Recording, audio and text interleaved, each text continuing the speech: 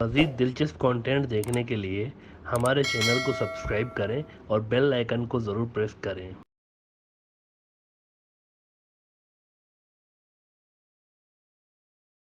ये आज की सूरत हाल है, लेकिन अगर फ्यूचर में इजराइल अपना जियोग्राफी बढ़ा भी लेता है, तो सवाल ये है, जैसे तैसे करके मान लें कि बढ़ा लिया उसने, अपना एक मैप बड़ा कर दिया और अहम तरीन स्ट्रेटेजिक लोकेशंस पर आकर बैठ गया, तो सवाल यह है कि क्या वो इसको सस्टेन कर पाएगा अपने आप में, खुद ही, यानी अमेरिका की मदद के बिना क्या वो इसको सस्टेन कर पाएगा?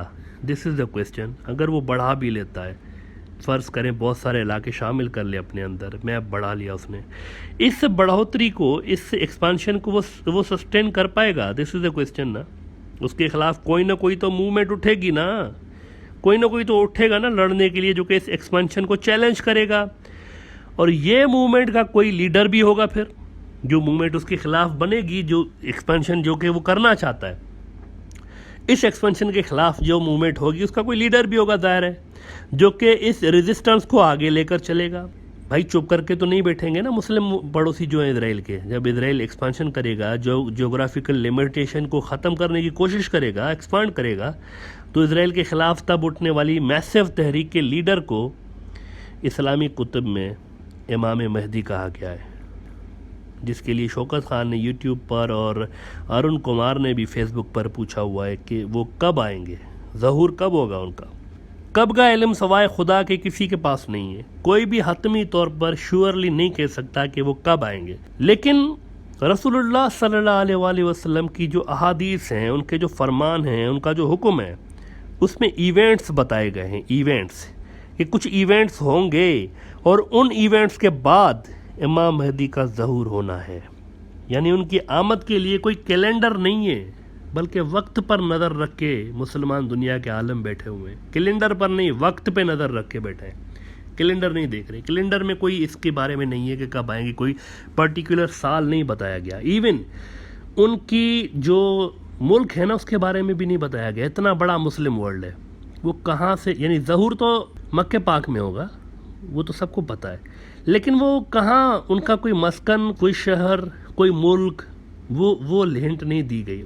और उस हिंट ना बताने के पीछे भी रसूलुल्लाह सल्लल्लाहु अलैहि वसल्लम की एक बहुत बड़ी हिकमत नज़र आती है बज़ाहिर, ताकि वो जो उनका इलाका होगा वो दुश्मन की नज़र से महफूज रहे। ऐसा ना हो कि दुश्मन वहाँ पर भी आके बैठा हुआ हो और मुश्किलातें पैदा करे मज़ीद। तो गालिबन इसी वजह से उनके इलाके का नाम नहीं बताया गया कि वो कहाँ से होंगे, लेकिन ज़हूर उनका जो होगा वो मक्के पाक में होगा, और होंगे वो फ़ातिमी, रसूलुल्लाह सल्लल्लाहु अलैहि वसल्लम की जो बेटी थी हज़रत बीबी फ़ातिमा, इनकी नस्ल से होंगे, ये बता दिया गया। और दुनिया भर में मुसलमानों की कमज़ोर पोजीशन, मस्जिद अक्सा की शहादत, ग्रेटर इसराइल का क़याम, शायद ये वो इवेंट्स हैं जिसके बाद उनका ज़हूर होना लाजमी है। और तय बात है कि इसके बाद वो आएंगे जब मुसलमान बहुत ज़्यादा पीछे पड़ जाएंगे और बहुत ज़्यादा कमज़ोर हो जाएंगे, दुनिया भर में उनको कोई सुनने वाला नहीं होगा, हर जगह पर मार खा रहे होंगे, उस वक्त उनका ज़हूर होना है। अगेन उनको जो सपोर्ट आनी है वो कहाँ से आनी है? इसी खुरासान वाले इलाके से, इसी खुरासान वाले इलाके से। तो एक बार फिर इजराइल के लिए ये रीजन ख़तरे का बायस बना हुआ है। अगेन यानी उनके ख़िलाफ़ जो पावरफुल रेजिस्टेंस को जो लीडर लीड करेगा, उसके लिए जो मदद आनी है ना, वो भी इसी रीजन से आनी है। लिहाजा इजरायली ये चाहते हैं कि यहाँ पर उनका असर हो, खुरासान वाले इलाके में। उनके लिए ये एरिया एक इंटरेस्ट का बायस है। वो मुसलमानों से ज़्यादा मुसलमानों की किताबें पढ़ते हैं, उनको पता है, उनके भी इंटेलेक्चुअल्स इसको स्टडी करते हैं, तो वो कैसे असर बढ़ाना चाहेंगे? सवाल ये है ना कि यहाँ पर कैसे, वो ख़ुद तो नहीं आ सकते ना यहाँ एलियन लैंड में, इधर आएंगे तो जबरदस्त हो जाएंगे, उनका वास्ता नहीं है यहाँ से। ये उनका एरिया ऑफ इंटरेस्ट इस हिसाब से नहीं है कि मिलिटरली कब्ज़ा करना है, वो नहीं आएंगे। इनका वास्ता ग्रेटर इसराइल से, मिडल ईस्ट से, लेकिन वो इस खुरासान वाले रीजन के अंदर भी अपना इत्तेहादी ज़रूर बिठाना चाहेंगे, जो कि इस पूरे रीजन को कंट्रोल करे उनके बिहाफ पे, और इसराइल और उसके खुरासान वाले दुश्मनों के बीच एक आड़ बना हुआ हो, एक दीवार बना हुआ हो, उसका वो इत्तेहादी। और ऐसा सिर्फ एक ही इत्तेहादी है पूरे रीजन के अंदर जो कि इसराइल के लिए ये काम कर सकता है। कौन? इंडिया। इंडिया वो इंडिया जहाँ के हिंदुत्व नज़रिए वाले ईरान और खुरासान तक अपना जोन ऑफ इन्फ्लुएंस समझते हैं, और जो समझते हैं कि खुरासान के हार्ट अफ़गानिस्तान तक एक दौर में उनका एक फ़िज़िकल क्लेम था, उनका मुल्क था एक दौर में ये इलाका, और ईरान इनके जोन ऑफ इन्फ्लुएंस में है। जो ये कहते थे ईरान वो करता था, और यही हज़ारों साल वाली तहज़ीब दोबारा हमने बनानी है, जिसे वो उर्फ़ आम में कहते हैं अखंड भारत। अब देख रहे हैं कैसे डॉट्स कनेक्ट हो रहे हैं। और इसके लिए 3 काम हैं, 3 काम जो कि उन्होंने करना है, ये जो जोन ऑफ इन्फ्लुएंस क्रिएट करना है खुरासान में, इजराइल ने करवाना है, इंडिया ने करना है। तो इसके लिए 3 काम करने हैं। नंबर 1, मिलिटरली स्ट्रांग होना है इस रीजन के अंदर, और मिलिटरली स्ट्रांग ऐसे हो सकते हैं कि दूसरी कोई कुव्वत ना रहे। तो उसके लिए वो क्या कर रहे हैं? नंबर 1, पाकिस्तान, इसको एज अ मुल्क ख़त्म करें और इसका एटॉमिक प्रोग्राम ख़त्म कर दें, ये लाजमी है। यहाँ पर अगर ये दूसरा पैरेलल पावर होगा ना, तो ये तो रेजिस्ट करेगा, है भी मुस्लिम, इसका भी वही नज़रिया है कि वो जो यरूशलेम है वो तो मेरा किबला है वाला, यही नज़रिया है यहाँ के लोगों का। तो उसको ख़त्म करें, इसको एज अ मुल्क ख़त्म करें, इसका एटॉमिक प्रोग्राम ख़त्म करें ताकि थ्रेट बाकी ना हो। और यहाँ से कम यहाँ पर छोटे मुल्क बनाए, भूटान के जैसे, जो कि इंडिया के ज़ेर असर हो और उसी के रहमो करम पे हो। एलिमिनेट देम, पाकिस्तान को ख़त्म करें, ये एक ऑब्जेक्टिव नंबर 1 है। अगर पाकिस्तान होगा, पाकिस्तान का न्यूक्लियर होगा, तो बहुत बड़ा थ्रेट है। कैसे एक्सपेंशन हो सकती है? ये तो छोटे 60 किलोमीटर के मिसाइल, एटम बम बना के बैठे हुए हैं, खुद नहीं भी मारेंगे, दे तो सकते हैं ना हमास, हिजबुल्लाह को। ये भी प्रोपेगेंडा होता रहता है ना पाकिस्तान के खिलाफ, कि अगर हम वहाँ 3rd टेम्पल बनाए, पता चला वो 3rd टेम्पल के ऊपर नसर गिर गया, पाकिस्तान का नसर मिसाइल गिर गया, ये भी हो सकता है ना। तो बहुत बड़ा थ्रेट है। तो 3rd टेम्पल से पहले इसको डिसमेंटल कर दें आप, ये सबसे पहला काम है। और इजराइल और इंडिया का यहाँ ऑब्जेक्टिव फिर एक हो जाता है। इंडिया को भी यही ऑब्जेक्टिव है कि ये मुल्क ख़त्म होना चाहिए, मुझे अगर यहाँ बढ़ना है, मुझे यहाँ अपना जोन ऑफ इन्फ्लुएंस क्रिएट करना है, तो दूसरी पैरेलल पावर को ख़त्म करना है मैंने। और इसीलिए फिर वो पाकिस्तान को थ्रेट नंबर 1 समझते हैं। चाइना उनके मुल्क के अंदर आके बैठा हुआ है, लेकिन फिर भी वो चाइना को नहीं देख रहे, चाइना को थ्रेट नहीं कंसीडर कर रहे। 1000 स्क्वायर किलोमीटर पे अभी भी बैठा हुआ है 2020 से, उससे पहले अक्साई चीन ले चुका है, एक बहुत बड़ा इलाका। लेकिन इसके बावजूद भी कि इंडिया का इतना बड़ा इलाका चीन ले चुका है, वो चीन को थ्रेट नहीं समझ रहे। नंबर वन थ्रेट फिर भी कह रहे हैं कि पाकिस्तान है। दिस इज, यानी देखें आप किस तरीके से मजहब का कितना इन्फ्लुएंस है। यानी सुपर पावर बन गया है चाइना, उनके ऊपर आके बैठा हुआ है, लेकिन फिर भी वो कह रहे हैं कि हमारे लिए थ्रेट नंबर 1 ये नहीं है, पाकिस्तान को छोड़ेंगे नहीं। तो पहला काम उन्होंने ये करना है मिलके, यहूदियों ने और हिंदुत्व वालों ने। नंबर 2, दूसरे नंबर पर काम है अफ़गानिस्तान के अंदर अगर इंडिया का फिजिकली कब्जा नहीं भी होता ना, क्योंकि वहाँ पर हिंदू आबादी बची नहीं है, तो वहाँ पर कब्जा फिजिकली जाके करने का क्या फ़ायदा है? नहीं हो सकता। क्या करेंगे उधर जाकर भी? वो तो हिंदू आबादी नहीं है ना वहाँ पर, ज़ीरो। जब तक कि कॉलोनीज़ बनाए, जैसे कश्मीर में बनाई जा रही हैं आजकल, यानी एक ऑक्यूपाई कर ले पूरा इलाका, कॉलोनी बनाए, ये फिर बहुत ज़्यादा इसमें टाइम भी लगता है और फिर वियर एंड टेयर ज़्यादा होती है। लेकिन इसका एक आसान सा हल है, कम से कम वहाँ पर एक प्रो इंडिया सरकार होनी चाहिए, इंडिया के फेवर वाली सरकार, जो कि अगेन इंडिया पे डिपेंडेंट हो, जैसे अशरफ गनी हो गया, जैसे पहले करजई साहब थे। इस तरह की एक प्रो इंडिया सरकार हो, जो इंडिया कहे उसके हाँ में हाँ मिलाए। एक बार फिर यहाँ पर भी दोबारा से आप देखें, अफ़गानिस्तान के, पाकिस्तान के साथ साथ अफ़गानिस्तान के मामले पर भी इजराइल और इंडिया एक ही जैसे मकासद रखते हैं, एक ही जैसा माइंड सेट है। वो भी यही चाहते हैं कि कम से कम यहाँ पर हमारा एक इत्तेहादी हो, जिसका असर हो इन सारे इलाकों में, खुरासान पे उसका असर हो।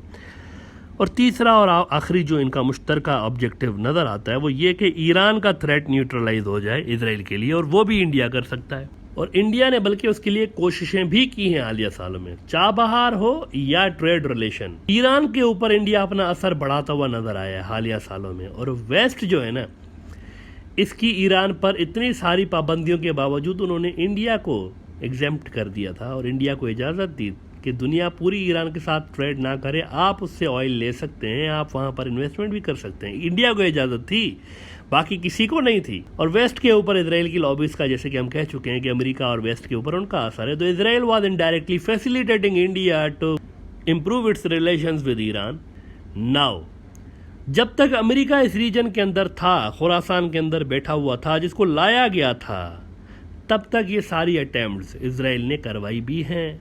आप देखेंगे एक मशकूक, एक सस्पिशियस हमले के बाद अफ़गानिस्तान जैसे बंजर मुल्क में 50 मुल्कों की फ़ौज लाना, फिर इस मुल्क की सोशल इंजीनियरिंग पर, उसकी सोसाइटी को तब्दील करने पर अरबों डॉलर्स लगाना, पाकिस्तान को डिसमेंटल करने के लिए, उसके 3-4 हिस्से करने के लिए, उसके अंदर सिविल वॉर पैदा करने के लिए अटैम्प्ट्स करना, ये सारे काम होते रहे हैं पिछले 20 साल के अंदर अंदर। लेकिन कुदरत शायद राज़ी नहीं है इजराइल और वेस्ट के इन मकासद में, और इसीलिए वो जो हासिल करना चाहते थे अफगानिस्तान में बैठ के, वो हासिल कर नहीं पाए। और अब अमेरिका गया है यहाँ से, फ़ौजें वापस लेकर गया है, और इजराइल खुद यहाँ आ नहीं सकता, उसमें इतनी कैपेबिलिटी बजाते खुद नहीं है, वो अमेरिका को यूज़ करता रहा है। Through out the history Israeli किसी न किसी सुपर पावर को यूज़ करके अपने मकासद हासिल करते रहे हैं। पहले वो रोमन्स को 2000 साल पहले यूज़ करते रहे हैं, इवन हज़रत ईसा अलैहिस्सलाम को कत्ल करवाने की कोशिश भी उन्होंने रोमियो के ज़रिए की थी।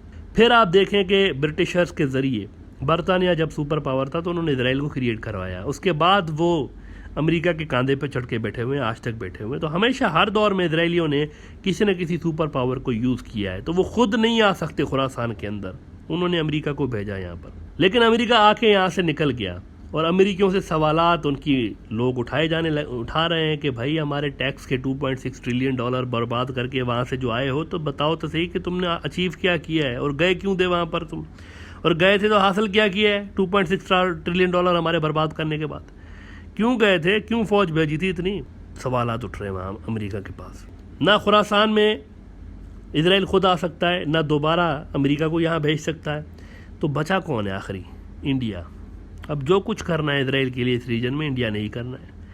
लेकिन क्या इंडिया में इतनी कैपेसिटी है कि वो इजराइल के लिए ये सारे ऑब्जेक्टिव हासिल कर सके, और खुरासान के अंदर इंडिया कुछ ऐसा बना दे सोसाइटी, और कुछ इस तरह का यहाँ पर माहौल बना दे, कुछ इस तरह का नक्शा बना दे कि वो नक्शा प्रो इजराइल हो? क्या इंडिया के अंदर इतनी कैपेसिटी है कि पाकिस्तान के जगह पर 4 मुल्क बना दे, और खुरासान का जो दूसरा हार्ट है जो अफगानिस्तान है वो प्रो इंडिया हो जाए, और ईरान प्रो इंडिया हो जाए? क्या इंडिया में ये कैपेसिटी है? द आंसर इज़ नो, इस वक्त नहीं है। बल्कि इंडिया के अंदर एक बुनियादी मसला है, और वो मसला ये है कि हज़ारों साल इंडिया के ऊपर मुसलमानों की हुकूमत रही, 1000 साल, और फिर तकरीबन 100 साल से ज़्यादा ईसाइयों की हुकूमत रही, क्रिश्चियंस की। यानी दुनिया की नॉन हिस्ट्री में अगर हम देखते हैं ना, नॉन हिस्ट्री, इसमें से एक बड़ा हिस्सा तकरीबन 1200-1300 साल की जो हिस्ट्री है इंडिया की, वहाँ पर हिंदुत्व के गुंडे आउट ऑफ पावर रहे, इनके ऊपर हुकूमत होती रही है, ये हुकूमत में नहीं रहे, ये आउट ऑफ पावर रहे। 1200 साल के बाद पहली बार जाकर ये सरकार में आए हुए हैं, भरपूर तरीके के साथ सरकार में आए हुए हैं। लिबरल्स आए पहले एंट्री 1947 के बाद, लिबरल्स आते रहे, लिबरल कांग्रेस, लेकिन ये पहली बार इतनी भरपूर अक्सरियत में 2014 के बाद आ गए, 1200 साल के बाद। और उधर इजराइल में भी यही सेम सिचुएशन हुई है, वहाँ पर भी 2000 साल के बाद इंतहा पसंद यहूदियों की सरकार बनी है वहाँ पर, 2000 साल के बाद। 2000 साल से यहूदी भी इधर उधर भटकते रहे ना, उनका भी तो कोई मुल्क नहीं था ना। 2000 साल तक कोई यहूदी रियासत तो नहीं थी दुनिया के अंदर, कोई अफ्रीका के अंदर रह रहे हैं, कोई इंडिया में रह रहे हैं, कोई यूरोप में रह रहे हैं, कोई किधर रह रहा है, इस तरीके से 2000 साल इनके गुजरे हैं।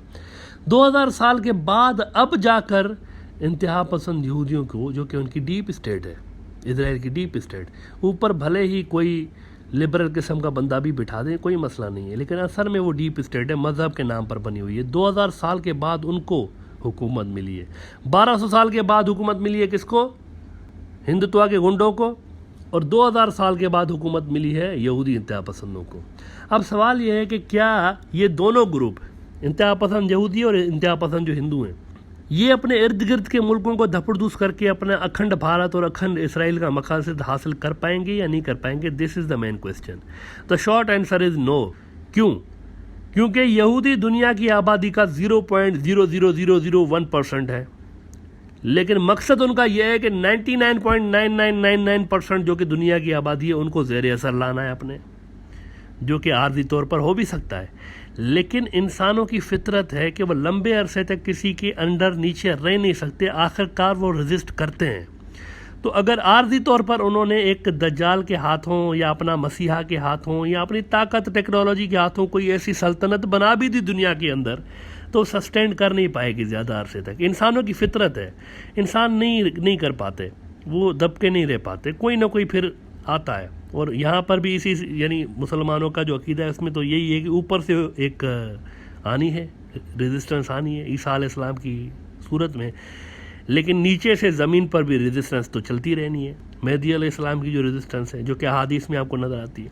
तो इंसानी फितरत है कि इंसान लंबे अरसे तक यानी किसी के अंडर रह नहीं सकता, लेकिन यहाँ पर फितरत के ख़िलाफ़ जाकर, नेचर के ख़िलाफ़ जाकर ज़ायोनिस्ट ये समझ रहे हैं कि हम 99.999% जो इंसानों की आबादी है इसको अपने ज़ेरे असर कर सकते हैं हमेशा के लिए, लेकिन ऐसा हो नहीं सकता, बड़ा मुश्किल है।